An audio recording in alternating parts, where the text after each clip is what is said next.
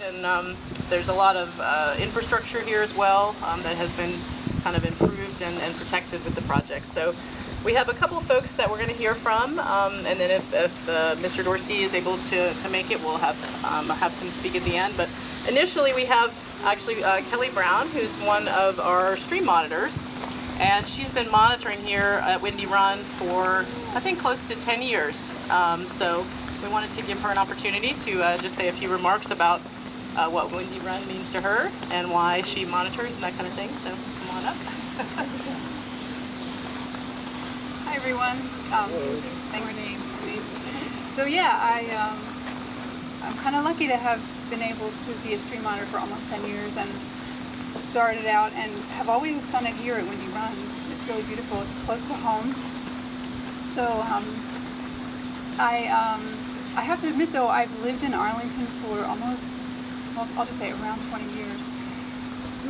But I didn't even know anything about these beautiful areas that we have here until, I don't know, maybe 12 years ago. I was getting into a lot of running and someone said, oh, you gotta come on this trail, it's along the river. And so I don't know if you're familiar with the Potomac, the trail along the Potomac, but we're climbing over boulders and rocks. This is awesome.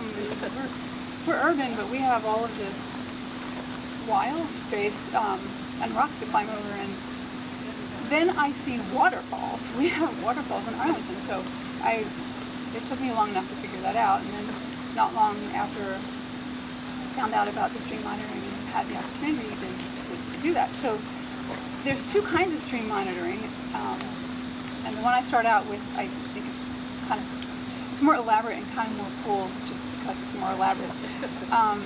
And that is macroinvertebrate stream monitoring. So teams of volunteers who are organized by the people here and trained come out to the streams on a quarterly basis, although not in the winter because nothing's around in the winter, it's too cold.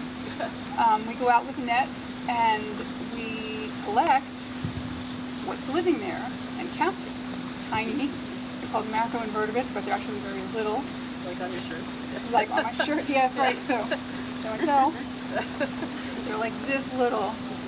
And we count them. Some of them are more sensitive than others. That's how we can tell how the stream is doing. So I was thinking about, last night I was thinking about, wow, yeah, almost 10 years.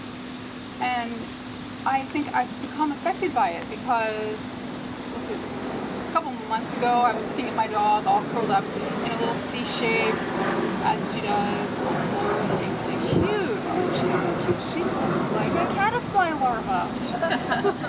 Caddisfly larvae are, they're these little fly larvae that we've now been counting in the stream. And that's a segue of saying when you run, at a lot of these caddisflies, that's its claim to fame here in Arlington. You have a lot of them. And it's one of the indicators that it's a pretty healthy stream. They're fairly sensitive critters. And then of course it's even more exciting when we see what I call the megafauna, which are little tiny crayfish, or snails, but and the other kind of monitoring is bacteria monitoring, when volunteers come out once a month, take a little sample, take it home, put it in a little incubator and see what grows, and then record it. And of course, we get our training from folks in the county. And I have to say, it's really a fun thing to get out here and be outside. And we've all been reading all these articles about how it's so good for us humans to get outside. And this is my favorite place to come. Yes. And this restoration, as probably everyone here knows, has made it so much easier to get in and out, walk down, walk towards the path, and walk towards the river. So, make sure I covered everything I did that. Just to cover. I think that's it, right? Great. Thank you. Yep. Thank you, Kelly. And we do have brochures here about our stream monitoring program if anyone's interested in learning more about that. And we have some actually of the types of insects that you can find in the stream as well if you want to check those out. So, next we're going to hear from Tom Broderick, who is the head of the County's wastewater treatment plant. talk a little bit about our pump station here. You can turn it up a little. Okay, good morning. So, as Eileen mentioned, I'm the Bureau Chief of the Water Pollution Control Bureau, and our mission really is to turn dirty water into clean water, and that clean water then we return to the stream. So we do that at our water reclamation facility in South Arlington. Behind us here is one of our 12 lift stations, or pumping stations, sewage pumping stations as we call it. So sewage flows by gravity from approximately 1,000 homes to this location.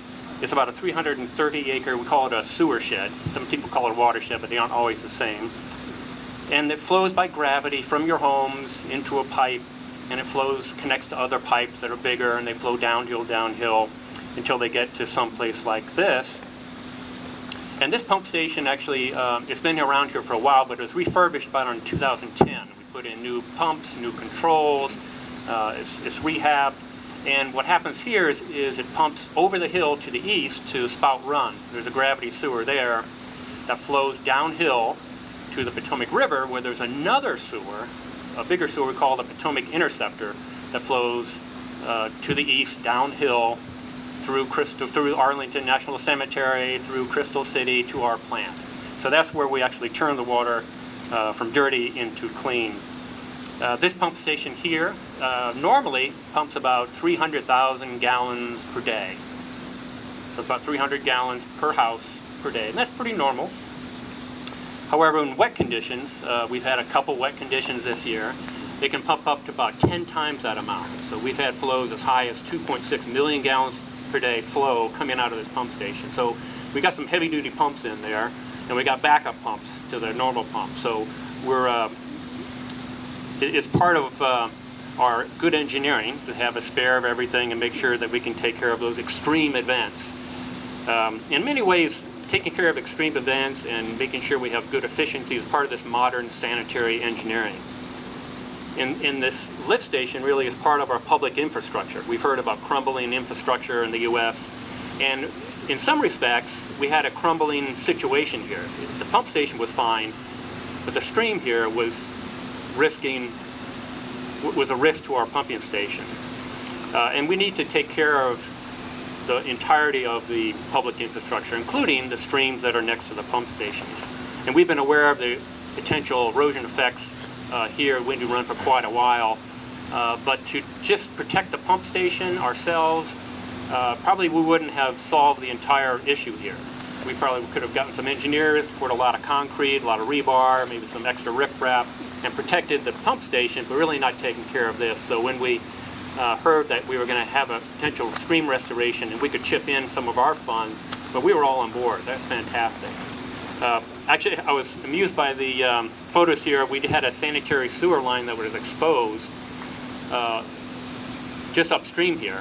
And you can imagine during high flow events, stuff coming down and potentially impacting this. We had a colleague of mine at Fairfax County. He runs the plant down on Route 1, the O&M coal plant, and he had a story one time. He called up his pump station guy, and he said, his name was Tom. He said, Tom, I've got fish on the bar screen. You might want to check upstream. Might be something going on. So they looked upstream, and sure enough, the stream bank had eroded so far away that it had exposed a manhole. A high rain had lifted the lid off the manhole, and it basically was draining, I think it was Accoting Creek. So it was all of Accoting Creek was going into the wastewater plant. So we haven't had that issue. Unfortunately, we've had no fish at the bar screens, but that was part of this project. That's what we're trying to avoid. So I think then my final comment is that we, at the pump station, use science and good engineering to construct a modern lift station that's efficient and effective. And in the same way, I think here, Arlington County has used science and engineering to construct this stream restoration. It's a very modern approach to just dealing with us in an urban environment. Both applications really use an advanced understanding of hydraulics in order to ensure long-lasting and sustainable solution. So my congratulations to the team. I think it was a fantastic job, and I I really look forward to seeing how this matures over time.